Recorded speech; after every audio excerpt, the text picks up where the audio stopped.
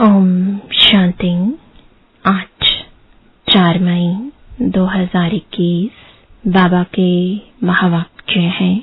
मीठे बच्चे, अपने आप से पूछो कि मैं कितना समय बाप की याद में रहता हूँ। देही अभिमानी स्थिति कितना समय रहती है।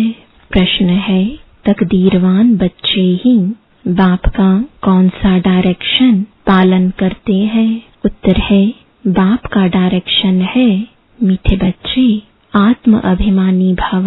तुम सब आत्माएं मेल हो, फीमेल नहीं। तुम आत्मा में ही सारा पाठ भरा हुआ है। अब यही मेहनत व अभ्यास करो कि हम कैसे देही अभिमानी रहे। यही ऊंची मंजिल है। शांति। मीठे मीठे रूहानी बच्चों ने गीत सुना।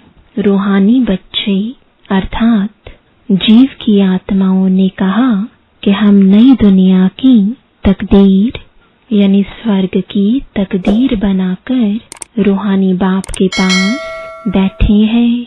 अब बच्चों को रूहानी अभिमानी अर्थात आत्म अभिमानी बनना है। बड़े से बड़ी मेहनत यह है, अपने को आत्मा समझो और ऐसे समझो मुझ आत्मा ने 84 जन्म लिए हैं। कभी बैरिस्टर, कभी क्या बना हूँ।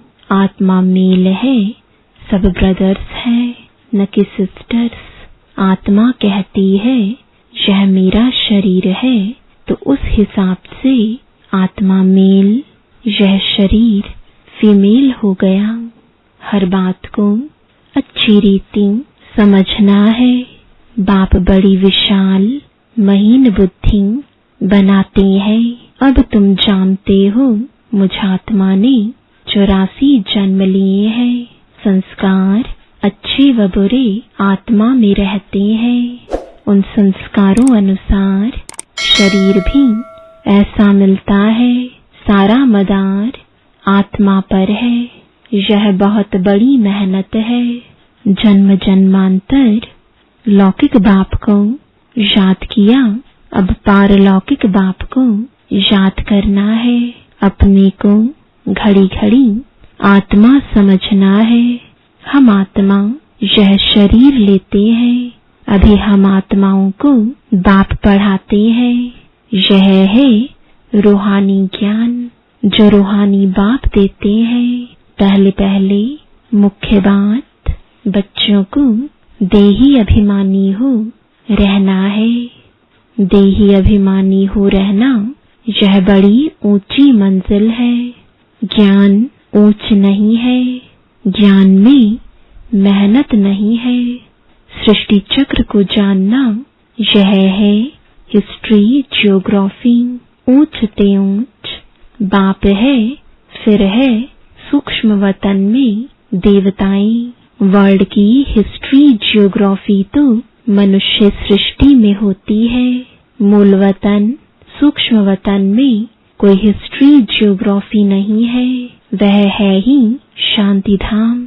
सतयुग है सुख धाम, कलयुग है दुख धाम। यहाँ रावण राज्य में किसको शांति मिल नहीं सकती। अब तुम बच्चों को ज्ञान मिला है। हम आत्मा है ही शांति धाम में रहने वाली। यह ऑर्गन्स कर्म करने के लिए है। चाहे कर्म करें चाहे न करें, हम तो आत्मा है। हमारा स्वधर्म शांत है।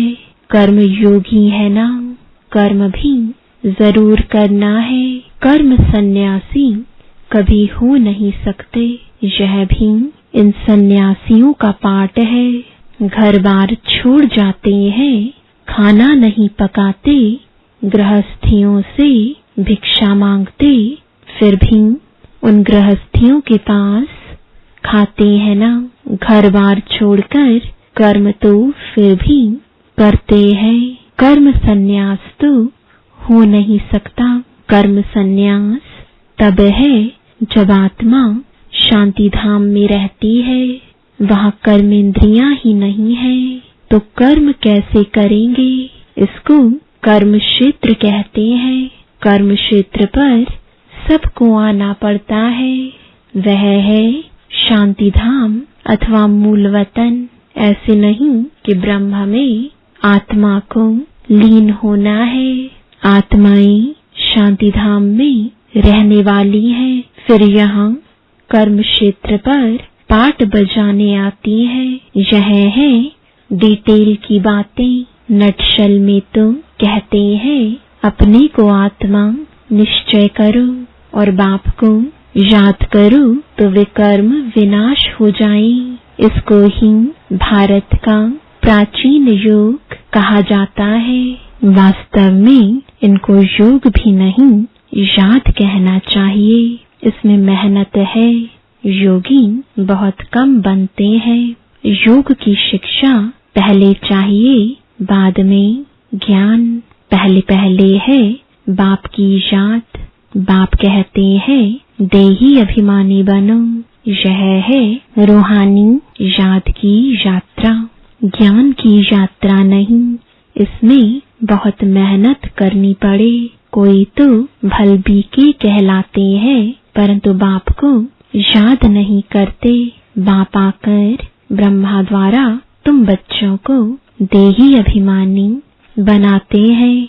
यह देही अभिमानी थे, अभी देही अभिमानी बनने का पुरुषार्थ चल रहा है। ब्रह्मा कोई भगवान नहीं है। यहाँ तो सब मनुष्य मात्र पतित है, पावन श्रेष्ठाचारी एक भी नहीं। आत्मा के लिए ही कहा जाता है पुण्य आत्मा, पापात्मा।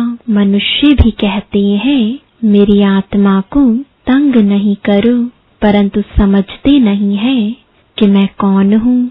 पूछा जाता है हे जीव की आत्मा तुम क्या धंधा करते हो? कहेंगे मैं आत्मा इस शरीर द्वारा फलाना धंधा करता हूँ। तो पहले पहले यह निश्चय कर बाप को याद करो। यह रूहानी नॉलेज सिवाय बाप के कोई दे ना सके। बाप आकर देही अभिमानी बनाते हैं। ऐसे नहीं कि ज्ञान में कोई तीखे जाते हैं तो वह पक्के देही अभिमानी बने हैं। देही अभिमानी जो है वह ज्ञान को अच्छी रीति धारण करते हैं। बाकी तो बहुत है जो ज्ञान को अच्छी रीति समझते हैं परंतु शिव बाबा की याद भूल जाते हैं। घड़ी घड़ी अपने को आत्मा समझ बाप को याद करना है। इसमें जिन्न मुआफिक बनना है। जिन्न की कहानी है। बाप भी यह काम देते हैं मुझे याद करो, नहीं तो माया तुझे खा जाएगी। माया है जिन्न। जितना बाप को याद करेंगे तो वे कर्म विनाश होंगे और तुमको बहुत कशिश होगी। माया उल्टा बनाकर तुमको बहुत तूफान में लाएगी। बुद्धि में यही याद रहे कि हम आत्मा बाप के बच्चे हैं। बस इस खुशी में रहना है। देह अभिमान में आने से माया चमाट लगाती है। हातम ताई का खेल भी दिखाते हैं। मुहल्ला डालने से गुम हो जाते हैं। तुमको भी माया तंग नहीं करेगी। अगर बाप की याद में रहेंगे तो इस पर ही युद्ध चलती है। तुम पुरुषार्थ करते हो याद करने का, लेकिन माया ऐसा नाक से पकड़ेगी जो याद करने नहीं देगी। तुम तंग हो सो जाएंगे। इतना माया से युद्ध चलेगी। बाकी वर्ल्ड की हिस्ट्री जियोग्राफी तो मोस्ट सिंपल है। तुमको घड़ी घड़ी कहा जाता है हमेशा समझो अब हमारे 84 जन्म पूरे हुए। अब हम जाते हैं बाबा से मिलने। यह याद रहना ही मुश्किल है। बाकी किसको समझाना कोई मुश्किल नहीं है। ऐसे नहीं हम तो बहुत अच्छा समझाते हैं। नहीं, पहली पहली बात ही है याद की। प्रदर्शनी में ढेर आते हैं। पहले पहले यह सबक यानी पाठ सिखाना है कि अपने को आत्मा निश्चय कर बाप को याद करो तो तमो प्रधान से सतो प्रधान बनेंगे। पहले लेसन ही यह देना है। भारत का प्राचीन योग कोई सिखा नहीं सकते। बाप जब आकर सिखाए तब सीख सकते। मनुष्य को राजयोग सिखा नहीं सकते, इम्पॉसिबल है। सतयुग में तो है ही पावन, वहां तुम प्रारब्ध भोगते हैं, वहां ज्ञान अज्ञान की बात ही नहीं। भक्ति मार्ग में ही बाप को पुकारते हैं कि आकर दुख हरो सुख दो। सतयुग त्रेता में कोई गुरु गोसाई होते नहीं, वहां तो सदगति पाई हुई है। सदगति का वर्षा 21 जन्म लिए तुम पा सकते हो। 21 पीढ़ी कहते हैं ब्रह्मा कुमारी वह जो 21 पीढ़ी का उद्धार करे। यह भारत में ही गाया जाता है। भारत में ही तुमको 21 पीढ़ी का वर्षा मिलता है। वहां तुम एक ही देवी देवता धर्म वाले होते हो, दूसरा कोई धर्म नहीं। बाप आकर तुमको मनुष्य से देवता बनाते हैं। पवित्र होने बगैर हम वापस जा कैसे सकते? यहाँ तुम सब विकारी पतित हैं। जो धर्म स्थापक है वह फिर पालना करते हैं। उनके धर्म की वृद्धि होती जाती है। वापस कोई भी जा नहीं सकता। एक भी एक्टर वापस जा नहीं सकता। सबको सतो प्रधान सतो रजो तमो में आना ही है। ब्रह्मा के लिए भी कहते हैं ब्रह्मा का दिन ब्रह्मा की रात, तो क्या सृष्टि में अकेला ही ब्रह्मा होगा क्या? अभी तुम ब्राह्मण कुल के बन रहे हो। तुम रात में थे, अब दिन में जा रहे हो। तुमको समझाया है कि कितना समय पूज्यपने में रहते हो, कितने जन्म पुजारी बनते हो। जब तक बाप न आए तब तक कोई भ्रष्टाचारी से श्रेष्ठाचारी बन ना सके। भ्रष्टाचारी उनको कहा जाता है जो विकार से पैदा होते हैं, इसलिए इसको हेल कहा जाता है। हेल और हेवन दोनों में अगर दुख हो तो फिर तो उनको हेवन ही न कहा जाए। जब तक पूरा समझा नहीं है तो उल्टे सुल्टे प्रश्न करेंगे। तुमको समझाना है भारत बहुत ऊंच था। जैसे ईश्वर की महिमा अपरम अपार है, वैसे भारत की भी महिमा अपरम अपार है। भारत क्या था, ऐसा किसने बनाया? बाप ने, जिसकी महिमा गाते हैं। बाप ही आकर बच्चों को विश्व का मालिक बनाते हैं। मनुष्य मात्र को दुर्गति से सदगति में ले जाते हैं, शांति धाम में ले जाते हैं, जिसके लिए ही मनुष्य पुरुषार्थ करते हैं। उसको अटल सुख, अटल शांति, अटल पवित्रता कहा जाता है। वहां तुम सुख में भी हो, शांति में भी हो, और बाकी आत्माएं शांति में रहती हैं। मैक्सिमम जन्म तुम लेते हो, बाकी मिनिमम वाले अटल शांति में रहते हैं। वह जैसे मच्छरों सदृश आए, एक आधा जन्म पाट बजाया, यह क्या? उनकी कोई वैल्यू नहीं। मच्छरों की क्या वैल्यू है? रात को जन्मते हैं, रात को ही मर जाते हैं। इस समय बहुत करके शांति ही चाहते हैं, क्योंकि इस समय के गुरु लोग हैं शांति में जाने वाले। तुम यहाँ आए हो स्वर्गवासी बनने के लिए। स्वर्गवासी को शांतिवासी नहीं कहेंगे। शांतिवासी निराकारी दुनिया को कहा जाता है। मुक्ति अक्षर गुरुओं से सीखते हैं। माताएं व्रत नेम रखती हैं बैकुंठपुरी में जाने के लिए। कोई मरता है तो भी कहते हैं स्वर्गवासी हुआ। कोई होता नहीं है, लेकिन भारतवासी हेवन को ही मानते हैं। समझते हैं भारत पैराडाइज था। शिव बाबा भारत में ही आकर स्वर्ग की रचना रचते हैं, तो जरूर यहाँ ही रचेंगे, स्वर्ग में तो नहीं आएंगे। कहते हैं मैं आता हूँ स्वर्ग और नर्क के संगम पर। कल्प कल्प के संगम पर आते हैं। उन्होंने फिर युगे युगे लिख दिया है। कल्प का अक्षर भूल गए हैं। यह भी खेल बना हुआ है, फिर वही रिपीट होगा। इस अंतिम जन्म में तुम बाप को और सृष्टि चक्र को जानते हो, कैसे स्थापना होती है नंबरवार। सो अब तुम जानते हो यह सारा खेल तुम भारतवासियों पर ही बना हुआ है। अभी तुम बाप द्वारा राजयोग सीखते हो। बाप की याद से ही राज्य पाते हो। चित्र भी खड़े हैं ना, यह सब चित्र किसने बनाए? इनको कोई गुरु गोसाई तो है नहीं।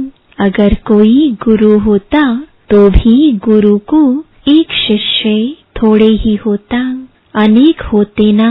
यह नॉलेज सिवाय एक बाप के और कोई जान ना सके। बहुत लोग पूछते हैं यह चित्र तुम्हारे दादा ने बनवाए हैं। यह तो बाप ने दिव्य दृष्टि से साक्षात्कार कराया है। बैकुंठ का भी साक्षात्कार कराया है।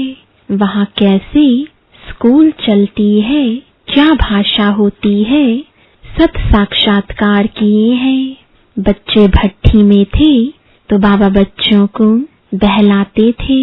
कराची में सिर्फ तुम ही अलग रहे हुए थे, जैसे अपनी राजाई थी, अपनी तात, अपनी बात दूसरा कोई समझ ना सके। समझते थे यह खुदा प्रस्त है। बाबा ने समझाया है तुम हो नन बट वन। बाप के सिवाय और कोई को याद नहीं करना। वह नन्स क्राइस्ट को ही जानती हैं, उनके सिवाय कोई को नहीं। तुम जानते हो वर्षा एक शिव बाबा से मिलता है। शिव बाबा तो है बिंदी, वह भी कोई द्वारा ही समझाएंगे ना। प्रजापिता ब्रह्मा तो जरूर यहाँ होगा। बाप कहते हैं इनके बहुत जन्मों के अंत के जन्म में पतित शरीर में प्रवेश करता हूँ। अच्छा, मीठे मीठे सिकिलदे बच्चों प्रति माता पिता बाप दादा का याद प्यार और गुड मॉर्निंग। रूहानी बाप की रूहानी बच्चों को नमस्ते। रूहानी बच्चों की रूहानी बाप दादा को गुड मॉर्निंग और नमस्ते। धारणा के लिए मुख्य सार है, पहला, ज्ञान को अच्छी रीति धारण कर देही अभिमानी बनना है। यही मेहनत है, यही ऊंची मंजिल है। इस मेहनत से आत्मा को सतोप्रधान बनाना है। दूसरा, जिन्न बनकर याद की यात्रा करनी है। माया कितने भी विघ्न डाले, लेकिन मुख में मुलहरा डाल देना है। माया से तंग नहीं होना है। एक की याद में रहकर तूफान हटा देने हैं। वरदान है अलौकिक खेल और खिलौनों से खेलते हुए सदा शक्तिशाली बनने वाले अचल अडोल भव। अलौकिक जीवन में माया के विघ्न आना भी अलौकिक खेल है। जैसे शारीरिक शक्ति के लिए खेल कराया जाता है, ऐसे अलौकिक युग में परिस्थितियों को खिलौना समझकर यह अलौकिक खेल खेलो। इनसे डरो व घबराओ नहीं। सर्व संकल्पों सहित स्वयं को बाप दादा पर बलिहार कर दो तो माया कभी वार नहीं कर सकती। रोज अमृत वेले साक्षी बन स्वयं का सर्व शक्तियों से श्रृंगार करो तो अचल अडोल रहेंगे। स्लोगन है, कोई भी संसार समाचार